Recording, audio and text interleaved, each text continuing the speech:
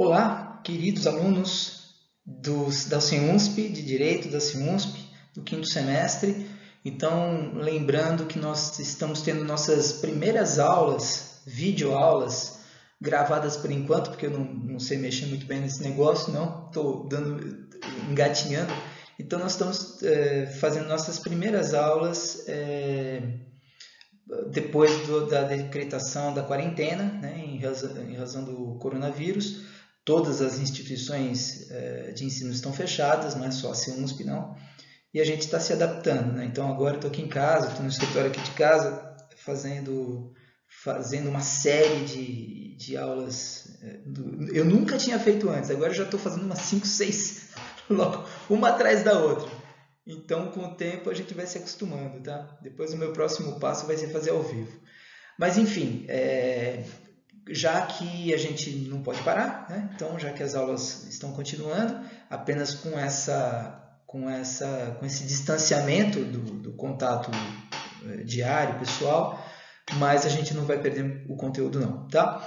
Então, a nossa aula de hoje é sobre Direito Civil, nossa matéria é Direito Civil 4, contratos. Eu tenho até que dar uma olhada aqui para não me perder nesse monte de aula que eu tenho que gravar. Então, nós estamos em Direito Civil 4, falamos sobre contratos, né? Falamos lá do contrato de compra e venda, falamos do contrato de doação e nós estamos falando do contrato de locação. Então, eu estou colocando aqui o contrato de locação desde o início só para a gente se localizar, tá? Então, nós falamos do conceito de contrato de locação, que está aqui nessa tela, tá? Vamos mudar de tela agora. Falamos dos elementos da locação, do contrato de locação, os elementos previstos no artigo 565 até lá o 578 do Código Civil, né? Ainda não estamos falando, não falamos ainda da lei de locação. Depois, a natureza jurídica da locação, já falamos, né, da bilateralidade, onerosidade, consensualidade, cumulatividade, a não solenidade, enfim, fizemos uma boa passagem sobre a natureza jurídica da locação e ficou faltando essa última parte, tá? Gente, eu vou disponibilizar essa parte de contrato de locação de imóveis urbanos para vocês, que é trazida pela lei do inquilinato, tá? Na lei 9.845 de 91. Essa parte, eu acho que são 4 slides, que tem 4 telas, eu não inseri no material que eu já mandei para vocês, tá? Eu terminando de fazer essa gravação dessa aula, aí eu vou encaminhar para vocês pelo e-mail, tá? Para vocês complementarem esse material, tá ok? E mesmo que eu não mandasse, vocês não teriam perdido, porque vocês têm já esse material aqui com vocês. Acho que só um ou 2 slides acabaram ficando um pouquinho apagados por conta da imagem, mas isso não há nenhum problema. Então vamos lá. Tudo que nós falamos sobre contrato de locação vale também para o contrato de locação urbana, de imóveis urbanos, tá? Só que agora nós temos uma lei especial, né? Uma lei específica, que é a Lei 8.245 de 91, famosa lei do inquilinato, né? É uma lei federal, ou seja, que ela abrange todo o território nacional. Ela abrange imóveis tanto residenciais quanto não residenciais urbanos, tá? Nós vamos falar apenas dos imóveis residenciais, porque na realidade só a Lei 8.245 valeria um curso praticamente inteiro, um curso de atualização praticamente inteiro, né? Que aliás vocês podem ter na OAB, cursos online, né? Talvez esses cursos extracurriculares que tem por aí, talvez eles ministrem isso para vocês. Vale muito a pena para quem, obviamente, atuar no direito imobiliário, tá? Como a nossa função aqui, o nosso objetivo é falar sobre o contrato de locação em geral, eu achei por bem trazer apenas algumas noções da Lei 8.245, obviamente sem exaurir todo o assunto, mas pelo menos dando algumas notas que são curiosas e podem ser interessantes para vocês, inclusive, futuramente, né? Porque sempre tem alguém que tem um contrato de locação que nos pergunta algumas coisas, então com essas dicas a gente já pode responder, tá? Então vamos lá. Primeira coisa, o contrato de locação, ela não é um contrato, o contrato de locação de imóveis urbanos, ele não é um contrato diferente daquele contrato que a gente viu no Código Civil. Não é um contrato diferente. É o mesmo contrato, só que com cláusulas específicas, né? Já que o objeto é diferente. O objeto aqui, em se tratando de um imóvel residencial ou não residencial urbano, então você se desloca do Código Civil e vai regular essa locação de forma específica dentro dos parâmetros da 8.245, tá? Então, muito bem. Quais são os imóveis que não são regulados pela lei do inquilinato, pela lei de locação, tá? Então, quais são? Os imóveis de propriedade da União, dos estados e dos municípios, bem como suas autarquias e fundações públicas, elas não são reguladas pela lei de locação, pela 8.245. Elas vão ter legislações próprias, né? Até porque, só para dar um exemplo para vocês, a lei de locação 8.245 é uma lei federal. E pode ser que os municípios, né, regulem de forma própria, específica, as suas propriedades. Então, aí, claro que os municípios e os estados terão leis municipais e estaduais, respectivamente, para a regulação dos seus imóveis. Então, estão excluídos. Vagas autônomas de garagem e de espaços para estacionamento de veículos, né? Eles são regulados por uma lei especial, que não é uma lei, não é a lei 8.245, uma outra lei, e também e principalmente pelos estatutos e regulamentações internos dos condomínios, né? Então, as vagas autônomas de garagem de espaços para estacionamento de veículos, eles são regulados de forma à parte, não de acordo com a lei 8.245. Espaços destinados à publicidade também estão fora. A parte hotéis, residências ou análogos, né? Assim considerados aqueles que prestam serviços regulares a seus usuários e como tais sejam autorizados a funcionar, tem legislação própria, tem uma regulação própria, né? Bem como o arrendamento mercantil em qualquer das suas modalidades. Então, esses imóveis eles são excluídos da regulação da Lei 8.245 de 91. Beleza? Vamos lá para o nosso próximo slide. Muito bem. Como que fica a responsabilidade dos contratantes, né? Do locador e do locatário? Então, primeira coisa, se eu tiver um só locador e um só locatário, deixa eu entrar aqui na tela, um só locatário e um só locador, não há que se falar em responsabilidade solidária. Tem responsabilidade, obviamente, né? Mas não há o que se questionar sobre se existe uma responsabilidade solidária entre os locatários ou entre os locadores, ou se não, se essa responsabilidade é subsidiária entre os diferentes grupos. Não. O que fala a 8.245? Vai dizer o seguinte: entre locadores e entre locatários, ou seja, havendo mais de um locador e havendo mais de um locatário, a responsabilidade entre eles é uma responsabilidade solidária, né?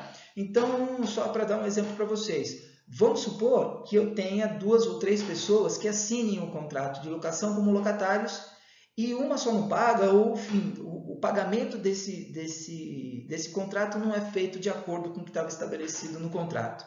Muito bem. Por ser uma responsabilidade solidária, o que pode fazer o locador? Ele pode promover uma ação cobrando apenas um dos locatários pela dívida toda.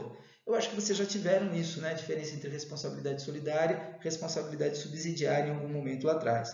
Então, a responsabilidade solidária é aquela que permite que o credor possa acionar apenas um dos devedores para que ele possa se responsabilizar e pagar, eventualmente, toda a dívida, né? E aí, para essa pessoa, para esse devedor que pagar a dívida toda, resta o direito de regresso, de recobrar os outros corresponsáveis, né?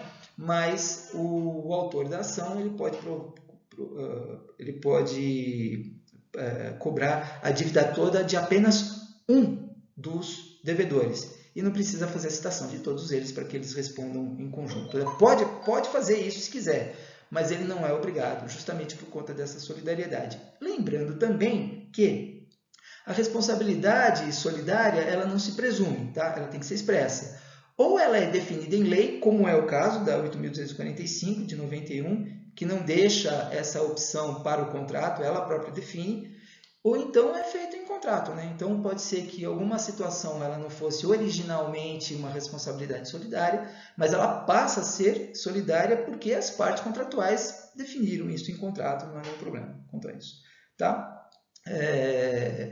Em relação ainda à responsabilidade solidária, se por um acaso constar do contrato que a responsabilidade entre locadores e locatários ela não é solidária, então o que acontece? Fica valendo o que as partes estabelecerem, né? A solidariedade ela é prevista na Lei 8.245, mas se o contrato previr diferente, fica valendo a norma contratual, tá? A cláusula contratual. Tá bom? Bom, uma das coisas, um dos assuntos muito importantes dentro da Lei 8.245 é justamente a locação familiar, né? Muito porque a alocação residencial geralmente se destina à família, né? Ou a família já formada, ou a que vai se formar para um casamento, etc. Né? Várias são as diretrizes, as normas quanto à alocação familiar, mas eu trouxe aqui para vocês, vocês têm na tela de vocês, as principais, que eu entendo que sejam as principais. Então, a primeira coisa, o contrato de locação ele pode ser ajustado por qualquer prazo. Mas, se for ajustado por um prazo superior a 10 anos, ele necessita da autorização conjugal. Da autorização conjugal que seria do outro cônjuge e não daquele que esteja assinando. Na realidade, essa vênia conjugal ela acaba se materializando na condição de colocação. Então, tanto o marido quanto a esposa, ou o companheiro e a companheira, eles assinam como colocatários, né? Então, não é propriamente uma vênia conjugal autorizando o outro cônjuge a assinar. Não. Eles assinam voluntariamente ambos como co-contratantes, né? Como corresponsáveis. E uma outra coisa que se diga é que é o seguinte, a coisa mais difícil que existe é você ter um contrato de locação por prazo de 10 anos ou mais. Está previsto aqui na lei, mas é muito raro de acontecer, né? Porque em 10 anos muita coisa pode acontecer. E também por quê? Porque se um contrato ultrapassa 5 anos de assinatura, ele passa a se renovar automaticamente, né? Então não há necessidade de se correr o risco de fazer um contrato tão longo assim de 10 anos. Mas enfim, está previsto aqui, a gente comentou, tá? O artigo 10 da Lei 8.245 vai falar o seguinte: morrendo o locador, a locação transmite-se aos seus herdeiros. Veja só uma coisa importante, tentem não confundir locador com locatário, tá? Locador é a pessoa que loca, que transfere a posse direta do bem para a locação para os locatários.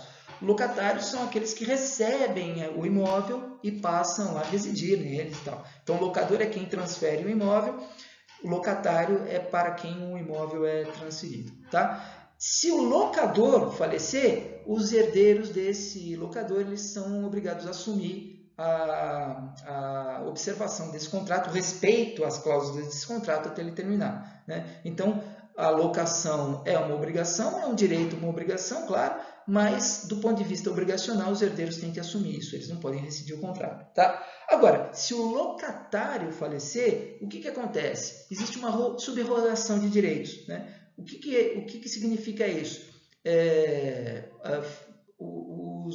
Algumas pessoas acabam se colocando na posição do locatário falecido.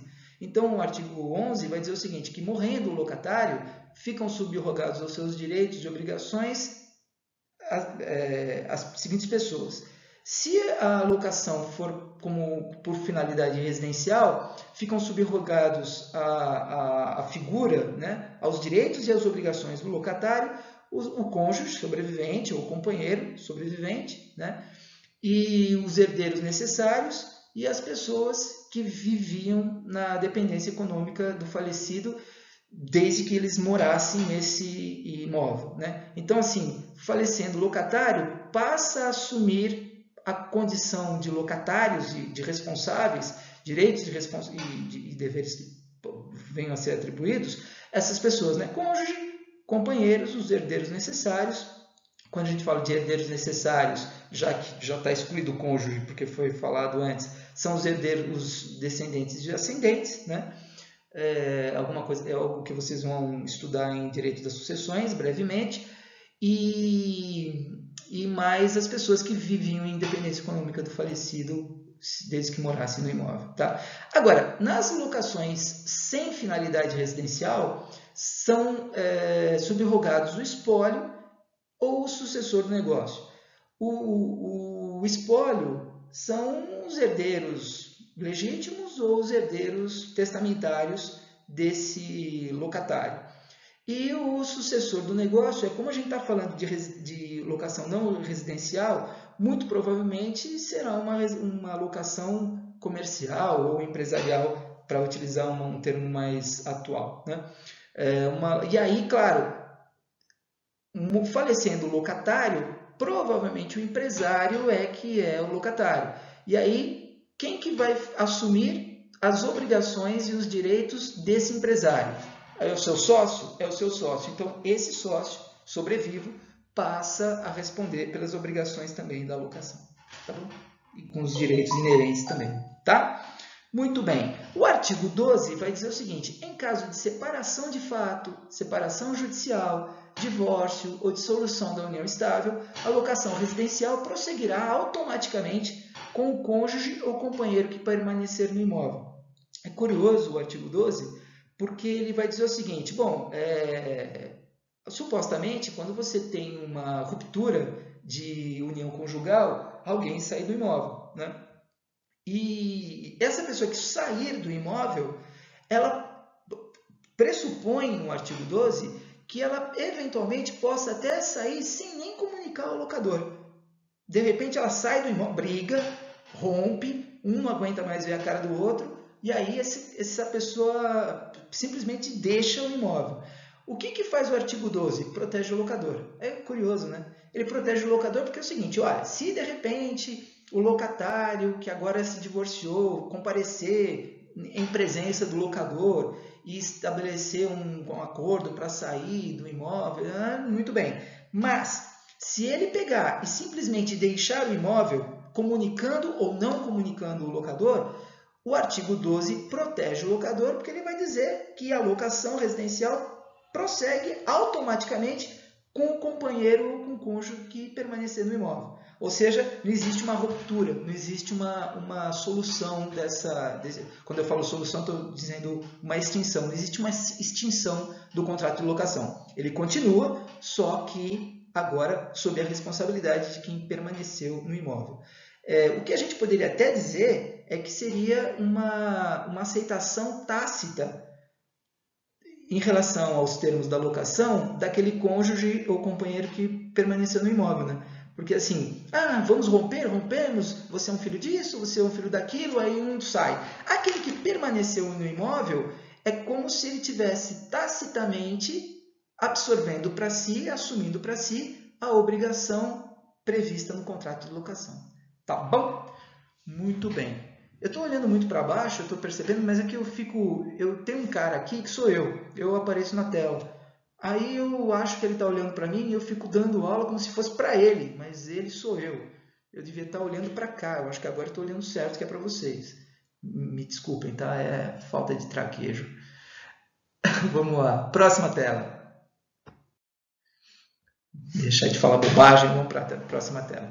Bom, quando a locação a locação de imóveis urbanos, ela pode ser desfeita, né? Quando que ela pode ser desfeita? Bom, primeiro, como tudo na vida, por mútuo acordo, né? Então, assim, a solução, a extinção, né, que são sinônimos para o direito do contrato de locação, ele se dá por mútuo acordo, né? Paga isso, não paga, dispenso você da multa, mas se eu te dispensar da multa, você sai em 48 horas. Isso são pactos adjetos ao contrato que podem ser feitos sem nenhum problema.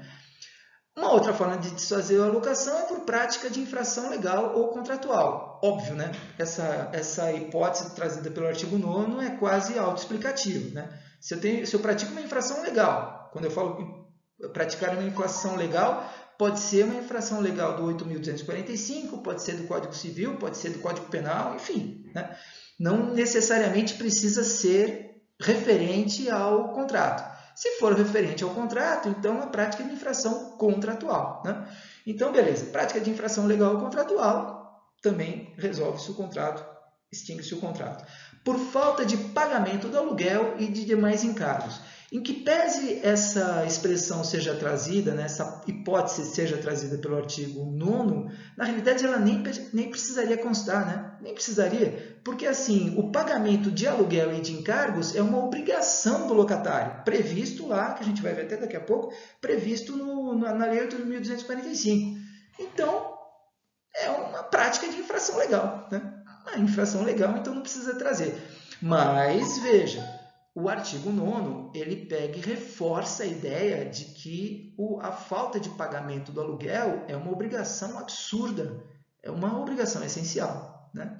Então, em que pese não precisaria existir, existe e foi muito bem colocado em que pese a gente possa entender redundante, tá? E outra situação, para a realização de reparações urgentes determinadas pelo poder público, que não possam ser normalmente executadas com a permanência do locatário no imóvel, ou, mesmo que puder ser feitas com a presença dele, ele se recusa a autorizar, a consentir essas reparações, tá? Então, são essas as hipóteses possibilidade de desfazimento ou rescisão do contrato de locação. Uma coisa importante a dizer aqui é o seguinte: durante o prazo estipulado para a duração do contrato, o locador não pode reaver o imóvel alugado, tá? Então ele tem que respeitar o imóvel até o fim, exceto naquelas hipóteses que a gente falou de rescisão contratual. O locatário, ele pode devolver o imóvel, tá? Em qualquer momento, desde que pague a multa pactuada proporcional ao período de cumprimento do contrato, tá? E fica dispensado dessa multa se a devolução do imóvel decorrer de transferência pelo seu empregador, privado ou público, tanto faz, tá? Para prestar serviços em localidades diferentes daquela do início do contrato. Se o locatário notificar por escrito, não pode ser verbal, por escrito, o locador no prazo mínimo de 30 dias de antecedência, tá? Se ele cumprir todas essas regras trazidas pelo artigo 9º, então ele está dispensado dessa obrigação de ter que pagar a multa contratual. Tudo bem, gente? Beleza? Vamos para frente? Vamos ver aqui o que tem mais.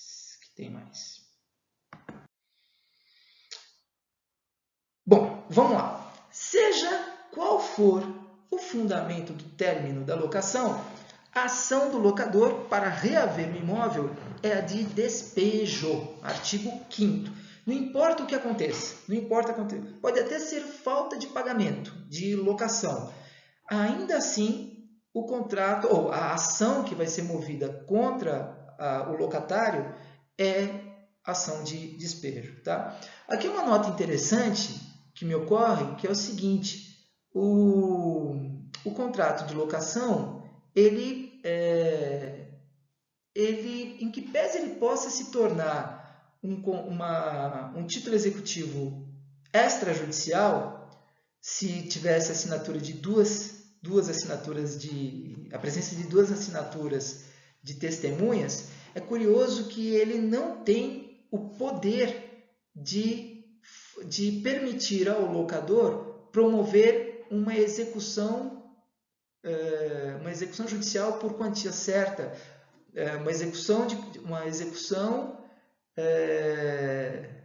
ação de execução por quantia certa contra devedor solvente contra o locatário.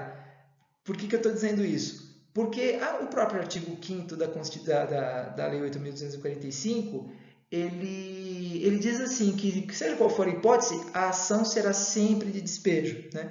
E é importante que o artigo 5º traga isso, porque poderia acontecer de haver uma formalização de um contrato escrito de locação, todo mundo assina, aí administrador, o próprio locador, insere 2 assinaturas de testemunhas e quando ele faz isso, ele transforma aquele contrato em título executivo extrajudicial.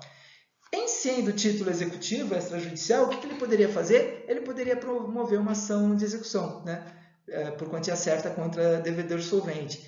Acontece que essas 2 assinaturas de testemunhas, em que pese elas possam constar do contrato, elas são, na realidade, dispensáveis, né? Porque não importa se há ou não essas assinaturas das testemunhas, claro, porque do locador e do locatório sempre tem que haver, mas dispensa-se porque não é possível que um contrato de locação puro sirva para se promover uma ação de execução por quantia certa. Não, a ação será de despejo por falta de pagamento, né, de locação, e aí combinada com cobrança de aluguéis, etc. Né? Mas aí a ação própria de despejo. Eu até estou comentando isso porque foi um comentário que veio de um aluno da CIONSP a esse respeito. E depois ele comentou comigo e eu fui analisar e achei interessante passar isso para todos vocês. Tá? Bora lá. Deveres do locador. Deveres do locador. Primeira coisa, locador, quem entrega o imóvel para locação, tá? E depois vai ter direito de receber o aluguel. Entregar ao locatário o imóvel alugado em estado de servir ao uso a que se destina. Então, é sempre assim, né? Vou alugar um imóvel, ele tem que estar minimamente habitável, né? É o que se espera. Manter durante a locação a forma e o destino do imóvel. Óbvio, né? Então isso já é meio autoexplicativo. Ele não pode, no meio da locação, modificar. Agora eu não quero mais te locar para residência, agora eu quero comercial. Se vira aí. Sem sentido. Responder pelos vícios ou defeitos anteriores à locação. Aqui uma coisa importante que é o seguinte.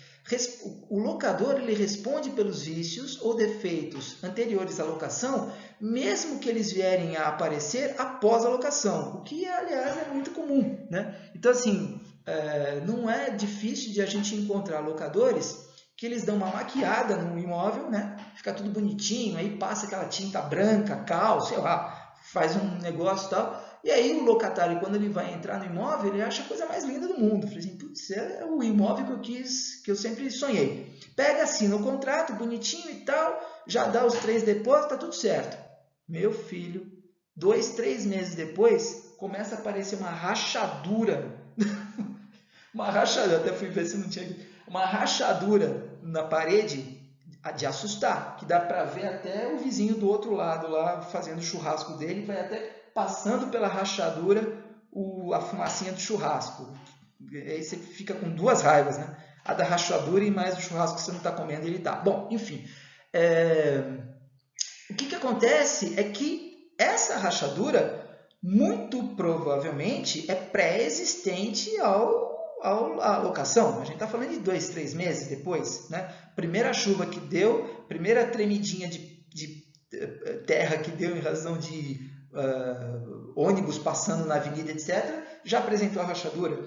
Então, nesses casos, fica constatado que embora venha a aparecer o efeito desse, como se fala, desse vício após a assinatura do contrato de locação e mesmo após a entrada do locatário no imóvel, é claro que a responsabilidade para a reparação é do locador, né? Então, é isso.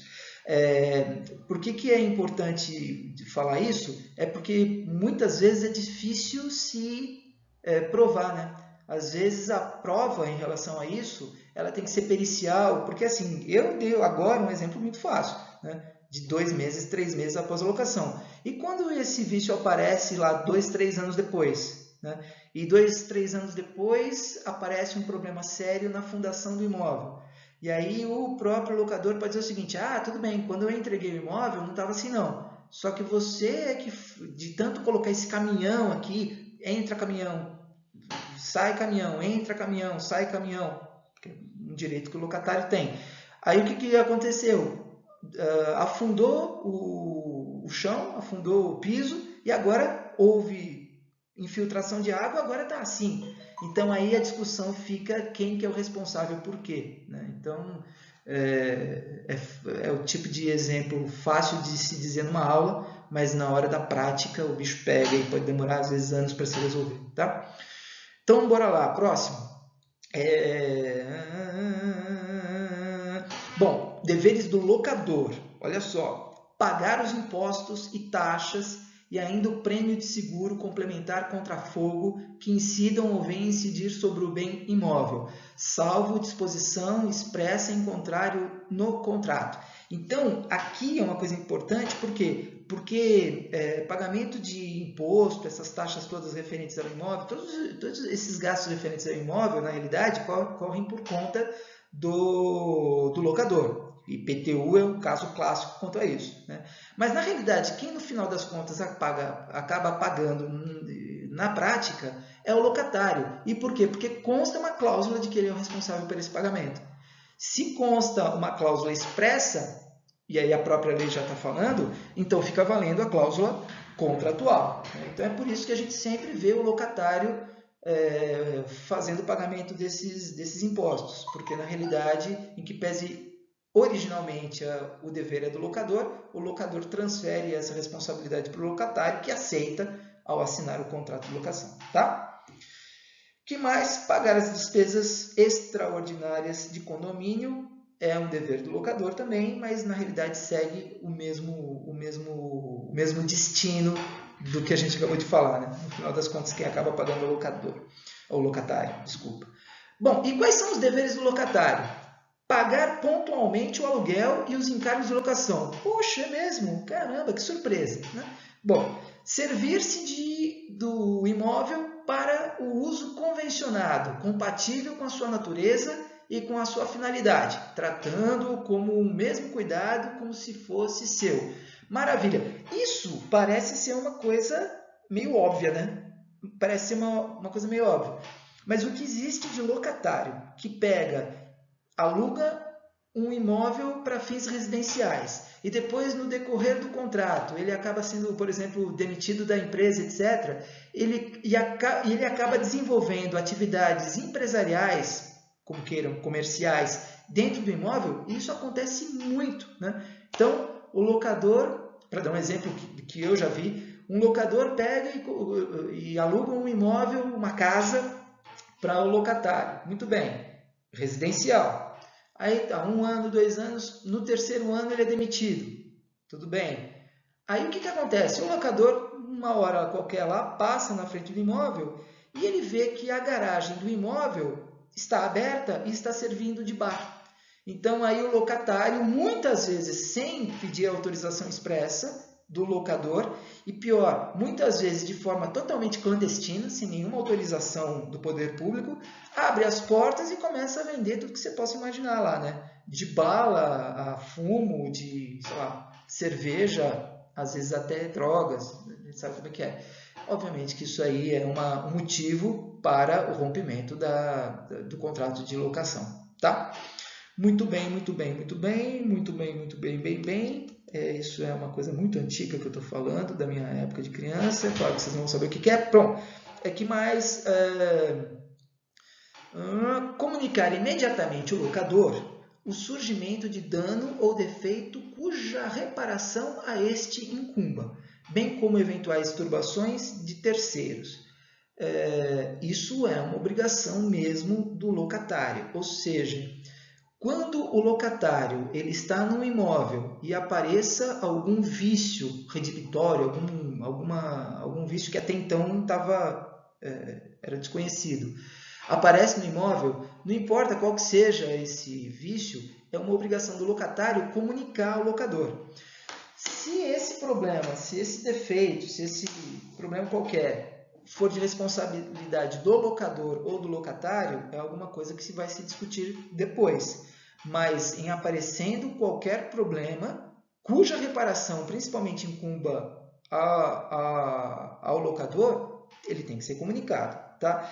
E turbação de terceiros, a gente geralmente fala, o 8.245 fala de turbação de terceiros, mas na realidade pode ser até esbulho, turbação ou esbulho, né? Porque se pode o menos, pode o mais nesse caso, aí inverte um pouco.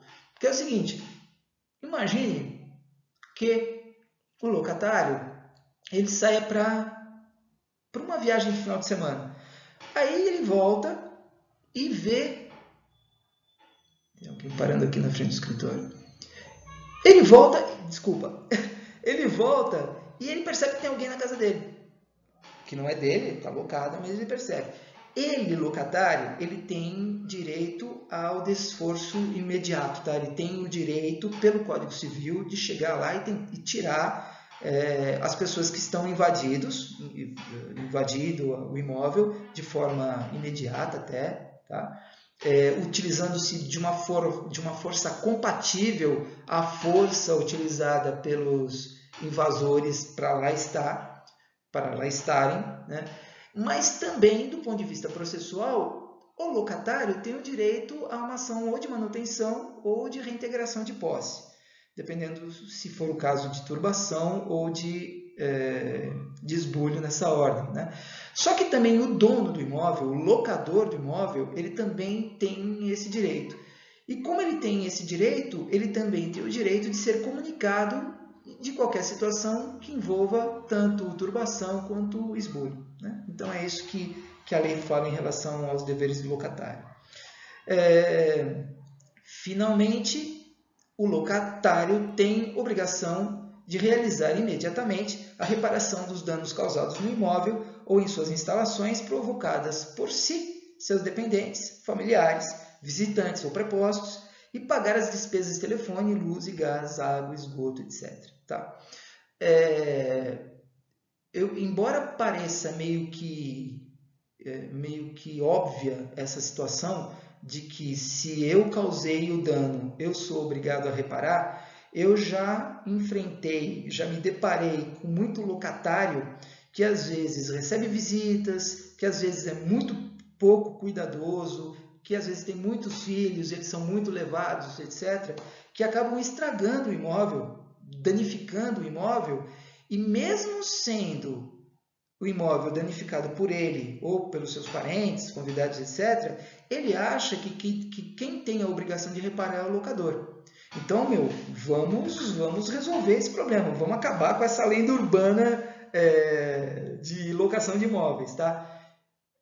Claro que na maioria das vezes o responsável pela reparação é o locador, mas quando quem causa os danos do imóvel é o próprio locatário ou essas pessoas as quais eu falei, é claro que é o locatário que é o responsável por essa reparação. E veja, reparação imediata, ele tem que realizar imediatamente essa reparação. Tudo bem, gente?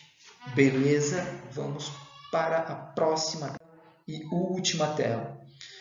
Bom, muito bem, falamos aqui do contrato de locação, de imóveis residenciais urbanos, etc. E como é que fica o prazo disso, né? O que a lei fala sobre os prazos e, dependendo dos tipos de prazos, quais são os efeitos dessas situações? Então, vamos lá.